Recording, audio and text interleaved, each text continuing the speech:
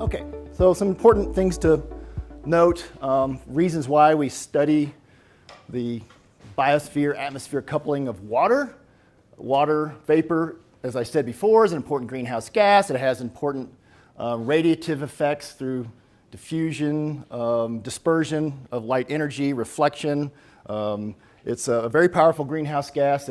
Water sticks around the atmosphere for very short periods of time, however, unlike the other greenhouse gases. We like to study because it has important feedbacks. The land surface feedbacks of the atmosphere are quite important for regulating continental climate and the distribution of energy and moisture across the continents. And linking to biology, the coupling of the water cycle between the land surface and atmosphere is related to the carbon cycle because much of the transport and return of water to the atmosphere occurs via the transpiration stream through plants, this is sort of biological evaporation or transpiration, and that's the process that is associated with photosynthesis and primary production. So a lot of important linkages here that I'd like to focus on throughout this presentation. So in the GATT paper, which provides sort of a background overview, some important take-home points I'd like to just mention. Atmospheric water vapor accounts for only a tiny fraction of the water at the Earth's surface compared to the oceans and compared to the fresh water on the continents. But it is an important component of energy distribution, transport, and water transport across the globe, and so we have to pay attention to it. The water advected from oceans to the continents brings us our freshwater supplies and drives terrestrial ecosystem processes. So we're very interested in this, even though it's just a small fraction of the total water that we find on the Earth's surface. This little schematic, if you cross your eyes right, it might make sense, but I just throw it up here. It's clipped out of that GATT paper that I gave you in your folder. Take a look at that really closely because it represents a nice schematic of the fluxes and the pools of water exchange between oceans and the land surface. And the value 100 represents the total evaporation flux from the ocean, and everything is scaled to that. And if you look closely at this paper and kind of cross your eyes and semi-focus on this diagram, you'll come home with some points from that paper. And these are old data. This is a figure redrawn from a paper from the 1960s using data from the 1950s. And we haven't really advanced a whole lot since then in understanding how moisture is distributed from oceans onto the land and what the processes are of mixing and recycling on the land surface, and getting some parameterization on that has been very difficult until the advent of some of these isotopic tools. But anyway, what you'll find by reading closely GATT's paper is that about 90% of the evaporation from the ocean just precipitates back right into the ocean. So on a global scale, one would think that the water advected from the oceans onto the land isn't all that important, right? It represents maybe only 8 to 10% of the total evaporation flux from the oceans, and that's the big energy water cycle that's occurring on Earth. But it's really important to us because that's the source for our freshwater resources, and it also, because of the condensation and evaporation processes that result on the land, strongly controls the energy balance of the land surface and the climate system, regional and continental, across the globe. So even though it's only a small fraction of the total ocean evaporation that advects onto land, it ends up being really important for controlling continental climate and water resource distribution. So we have to pay attention to it. And for the most part, isotopes have been used as a budgeting tool to figure out how much of the water that's advected onto land falls out as precipitation, how much of it gets recycled back into the atmosphere, how much of it advects off the continents, and how much of the marine air masses mix back into continental air masses. So isotopes are really, really good for characterizing these mass budgets and allowing us to test some ideas about these things like mixing, advection, precipitation, evaporation, and recycling across the continents. And then you can begin to ask questions about how does human land use and climate change and elevated CO2, how's that likely going to affect these processes that are so important for controlling freshwater resources and climate on the continents. So I'll move on.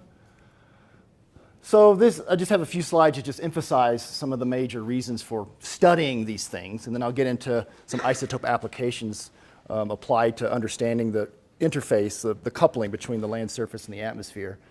This is just a nice picture from NASA image showing the distribution of total rainfall across the globe. If I could get this movie to work, it would be just a nice dynamic picture of moisture moving around the globe.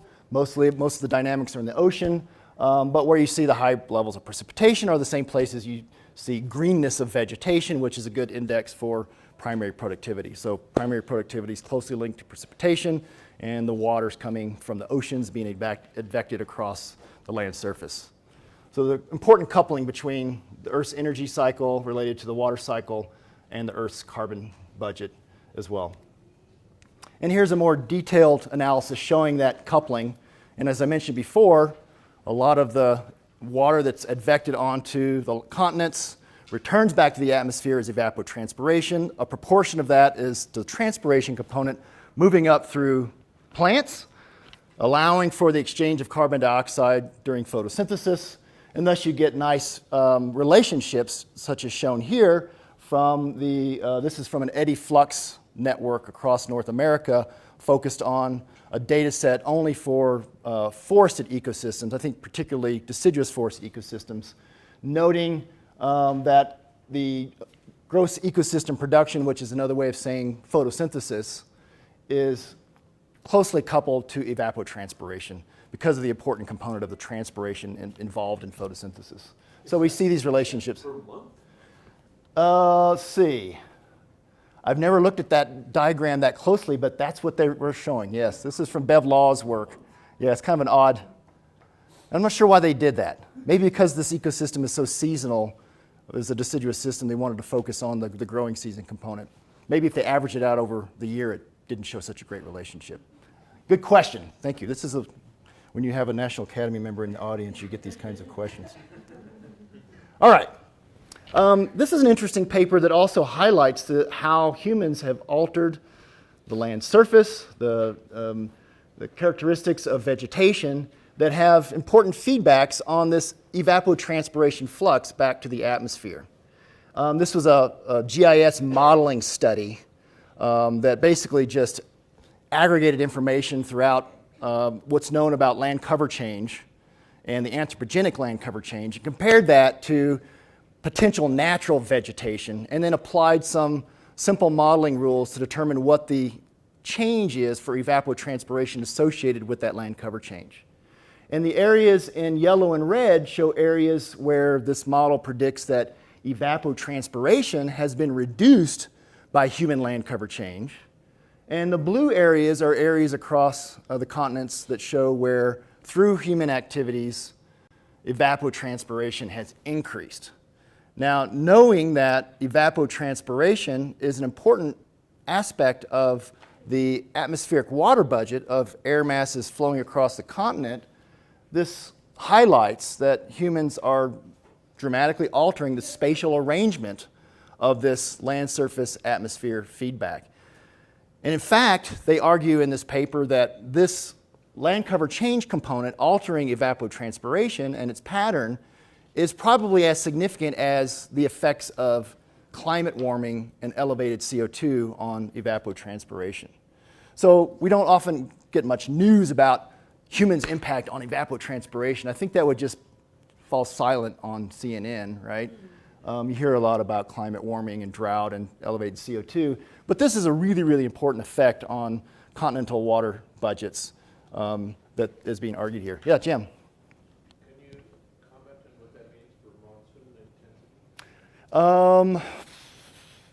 No, the paper didn't address those synoptic dynamics.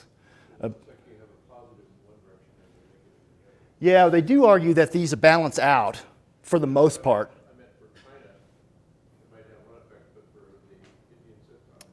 Yeah, the argument there has to do with agriculture, that the conversion of native vegetation to for homogeneous, smooth surfaces of non-irrigated agriculture has led to a reduction of evapotranspiration from the more complex, heterogeneous, and rough surfaces before. That's what they're arguing for those areas. And you see the same effect in the Midwest in areas that are not under irrigation. But if you look at the areas that are under irrigation, where there's impoundments and irrigation from groundwater, such as you go a little bit west in North America, you see that our land use effects have caused an increase in evapotranspiration. But overall, these values are supported with other modeling climate modeling simulations. The paper shows that, or argues that humans are appropriating, which means they're touching or using 41% of terrestrial evapotranspiration. So that's a huge human impact, probably similar to humans' impact on the nitrogen cycle in terms of scale. And ET, through these anthropogenic land cover changes, have reduced, if you sum all this up, have reduced evapotranspiration by about 5%, which is significant when you look at how much water that is, 3,500 kilometers cubed per year. And that predicts that if with a reduced evapotranspiration at a sort of global level, that one should have increased runoff. Unfortunately, because of all the uncertainties in many of these estimates, it's difficult to show this as a primary driver of changes in runoff compared to other kinds of effects of climate change and elevated CO2 and its effects on still model conductance and those sorts of things. And so there's quite a bit of uncertainty here, but it just highlights and brings to our attention the importance of land cover change and its influence on evapotranspiration and all these sort of cascading effects on the atmospheric water budget and precipitation and water resources. Okay, so how can we use isotopes to help us understand the coupling between the atmosphere and the biosphere? Here's a number of questions that the community has addressed using stable isotope tracers, particularly the hydrogen and oxygen stable isotopes in the water molecule. What are the sources of air masses and atmospheric water vapor? You've probably heard Todd Dawson speak some about this. What are the controls on the isotope ratio of precipitation? So you know about the altitude effect, the continental effect, the latitude effect, all those sorts of things. Isotopes are very important for helping us understand how moisture gets distributed at a global level. The things I'm going to focus on this talk and give you some examples to take home are what does the isotope ratio of water vapor at the land surface reveal about mixing of different air masses, how much of the atmospheric moisture is recycled from the land surface back to the atmosphere. So in other words, if it rains in an area, how much of that rain that precipitation is falling out of the clouds has previously come from evaporation from the upwind areas and recycled back into the moisture of the cloud. Okay? So that's an important thing to think about, and we can use isotopes, particularly the deuterium excess value, to put some constraints on that recycling pattern. And I'll spend a lot of time talking about how you can use isotopes to partition the transpiration component from the evaporation component. And this is really important because transpiration and evaporation are controlled differently. There's a biological component involved with transpiration. Evaporation is strictly a physical component, or is driven by physical processes only for the most part. And so they're likely going to respond differently to changes in land cover and changes in other forcings. And so we have to think about them separately. And unfortunately, most of the studies or measurement systems that we have are unable to decouple these two components of evapotranspiration. So isotopes give us a tool to begin to decouple these and understand how they vary and how they respond to perturbations. Okay, I'm not going to talk a lot about this, but as you read the literature involved with using isotopes to trace biosphere-atmosphere coupling in the water cycle, as well as using other elements in biogeochemical cycles, you hear a lot about transfer functions. This is commonly used in land surface modeling to note that there's some set of rules that describe a change between the isotope composition resulting from processes that differ from the inputs and the outputs. Okay? So there's an isotopic change between inputs and outputs, and that might and that's sort of characterized by processes such as fractionation, selection, and mixing. You've probably heard a lot about fractionation and mixing. Selection in the water cycle, as to give you an example, just to kind of as a lead-in, is an example would be that some precipitation events preferentially follow certain pathways at the land surface compared to other rainfall events. So you can imagine that large rainfall events that might carry a distinctive isotopic signature preferentially lead to groundwater recharge, whereas smaller rainfall events likely don't. And so that's an example of selection that changes the isotope ratio between the input precipitation and the output, which might be runoff, groundwater, or evapotranspiration. Okay? So you can think about these different processes, and it's captured in this concept, isotope transfer functions. Okay, and just a couple of notes about the tools that we use to measure the isotope composition of water vapor, which can provide a distinctive fingerprint on many of these processes involved with evapotranspiration, condensation, and evaporation at the land surface. Traditionally, we had to do this the hard way by collecting water vapor from the atmosphere using cryogenic traps. And this was quite laborious and involved a lot of attention in the field to collect water vapor out of the atmosphere. It was quite messy, and you ended up with very few samples and not a lot of measurements. So some of the data I'll show you a little bit later involves using this very crude method of collecting water from the atmosphere. And the main thing there is that in order for this to work right, you have to ensure that you're quantitatively trapping all the moisture flowing through the system. Otherwise, if some of the moisture is not being collected, you have the opportunity for fractionating the sample.